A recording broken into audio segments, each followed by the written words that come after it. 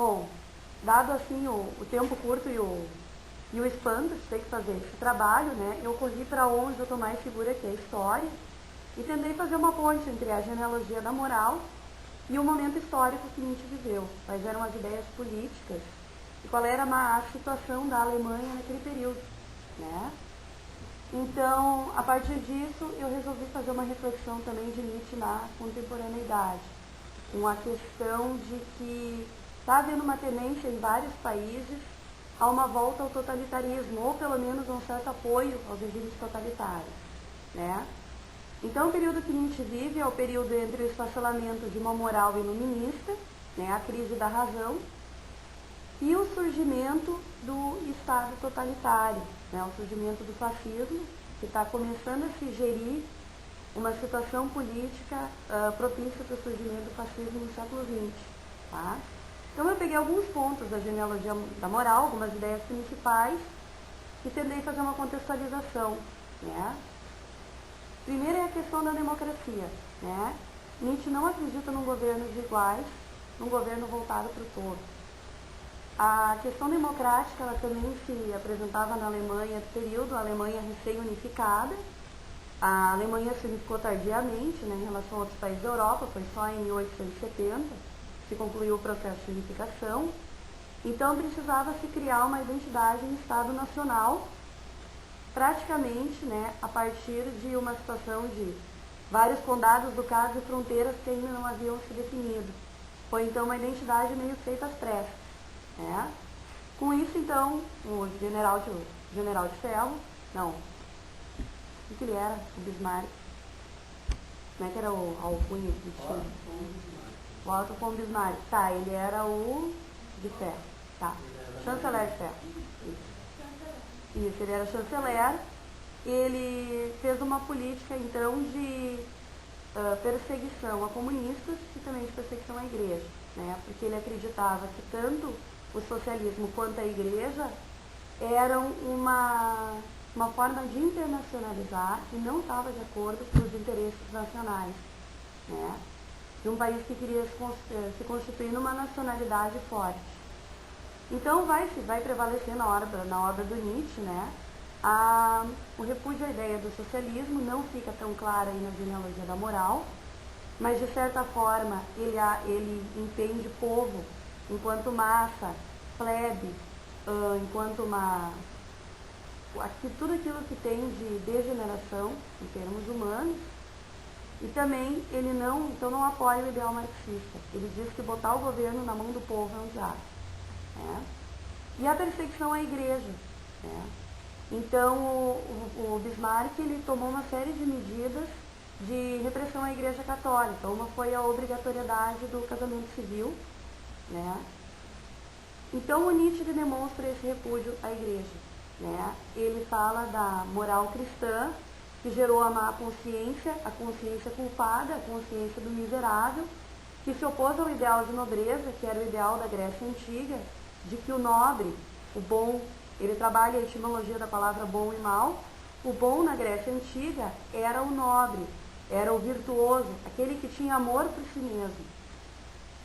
E aquele que não se apiedava de quem estava abaixo, né? Mas que ele buscava cuidar de si mesmo, que era dono da própria vida e dono dos próprios valores. Né? Já a moral cristã, ela é a moral do bom enquanto humilhado, miserável, sofredor, né? Bem-aventurados os que sofrem, pois deles é o reino dos céus. Então esse desprezo pela religião, ele não foi uma coisa só do Nietzsche. O Nietzsche ele é inovador, mas ao mesmo tempo ele é um homem do tempo dele. Né? Também o desprezo pela religião vem das teorias darwinistas. Porque quando Darwin, de certa forma, coloca a hipótese científica de que o homem é uma obra do acaso e da evolução e da seleção natural, de que pela seleção natural os bons sobrevivem e os pouco adaptados acabam perecendo, não tem por que lógica acreditar que existe um Deus maior do que tudo, que fica ali cuidando daqueles que estão numa situação de desvantagem, um Deus que se preocupa. E também, pela lógica da seleção natural, a humanidade não é fruto de um projeto especial de uma mente criadora e ela não vai ter um destino glorioso com o juízo final. O ser humano é só mais um dentre todas as espécies animais, né? Isso entra na crise do século XIX, uma grande crise de valores, que é o advento então do ateísmo. E o Nietzsche, na própria genealogia da moral, ele se coloca enquanto ateu, né? Ele diz que o ateísmo ele seria uma espécie de evolução. Também sobre a religião ele critica que nessa formação dessa má consciência do homem, né, Deus se coloca como grande credor. Então o homem está sempre em dívida com Deus, né? Na verdade, por todos os castigos, as penas e os delitos, todas as formas de punição que se colocam contra o homem, isso na verdade ele diz que é uma festa, um espetáculo da crueldade, que aí não tem intenção nenhuma em reparar o dano causado ou em tornar o homem melhor. Simplesmente aquele que foi prejudicado por um ato de violência, ele quer ver a dor, ele quer ver o sofrimento daquele que prejudicou. E essa é a função da lei, para Nietzsche. Isso acaba sendo a função também do Estado, em última instância a função de Deus. Deus está ali para punir o pecador, né? E ele também faz uma relação muito interessante entre a palavra pecado, que tem no cristianismo, e na Grécia não existe pecado, o que existe é loucura. A pessoa que cometeu um ato violento, ela foi acometida de loucura. Isso não tira ela da condição humana, porque até mesmo os deuses poderiam fazer a pessoa cometer um ato de loucura. O próprio Dioniso, né, tinha o hábito de possuir, né, as pessoas, no caso, o cortejo das bacantes, e fazer elas cometerem atos de loucura. Mas a loucura, ela não denegria a condição humana, né? É uma diferença então entre a visão grega e a cristã. Bom, também na época de Nietzsche começa a questão do Volkisch, que seria a construção de uma cultura alemã, baseada no folclore, nos mitos, né? O Nietzsche, de certa forma, ele oscila entre uma tentativa de explicar, de criar uma identidade do povo alemão, explicar as origens desse povo, e ele meio que se contradiz, porque algumas vezes ele dá uma ideia meio gloriosa do passado do povo alemão, e em outras ele critica, assim, de uma maneira bem cruel. Ele chama as bestas louras, violentas, que chegaram ali destruindo com tudo na Europa. Em outro momento, ele afirma que os celtas provavelmente eram germânicos e louros, né? E aí ele explica sobre o paganismo celta, sobre todas as, digamos assim, toda a nobreza da cultura celta. Então, para mim, pelo menos não ficou bem claro qual é a posição dele, se ele realmente tem características desse nacionalismo, né, exacerbado da época, ou se ele se coloca contra isso. Em alguns momentos ele parece a favor, em outros contra, né? E a questão do antijudaísmo me chamou a atenção também, né? Bom, fica sempre aquela discussão, né? Nietzsche foi responsável pelo nazismo, né? Porque, na verdade, ele tinha uma visão antijudaica, que se mostra bem na genealogia da moral, onde ele acusa o judeu pelo surgimento dessa má consciência, né, que o cristianismo herda depois.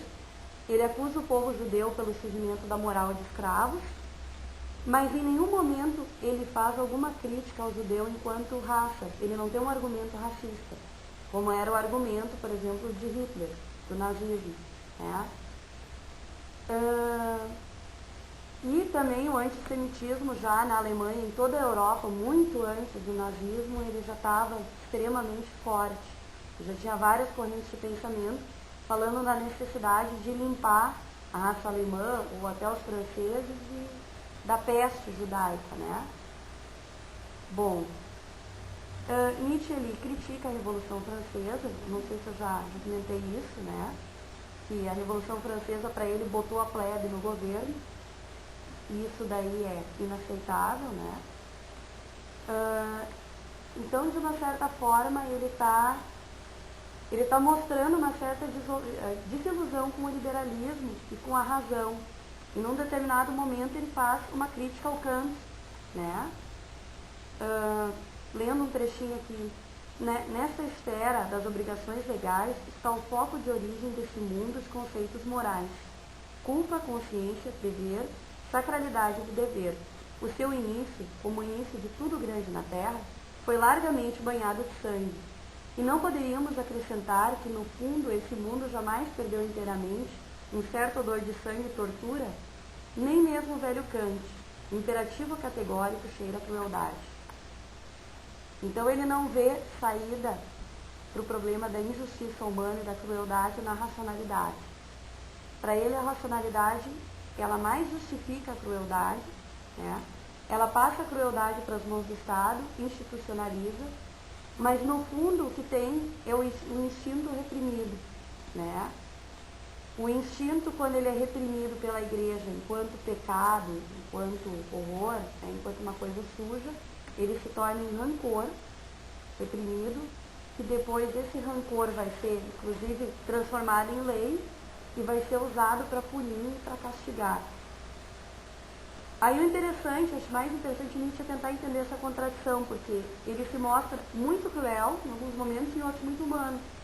Porque ao mesmo que ele quer acabar com essa moral de rancor, ele diz que o super-homem não deve ter pena ou tentar resgatar os escravos, né? E ele chega a dizer num certo momento que se todos os escravos, algo assim, que se eliminasse toda essa massa escrava, essa massa de plebe da humanidade, não sei se através de uma guerra, uma coisa assim, seria um bem para a humanidade, na verdade. Então ele está sempre oscilando, e eu acho que isso é o mais interessante dele, do Nietzsche enquanto filósofo, que talvez vai se discutir a vida inteira qual era a posição dele sobre uma determinada coisa, que ele parece contradizer a todo momento, né? Então a questão assim que eu colocaria para debate, né, sobre a atualidade Nietzsche é isso.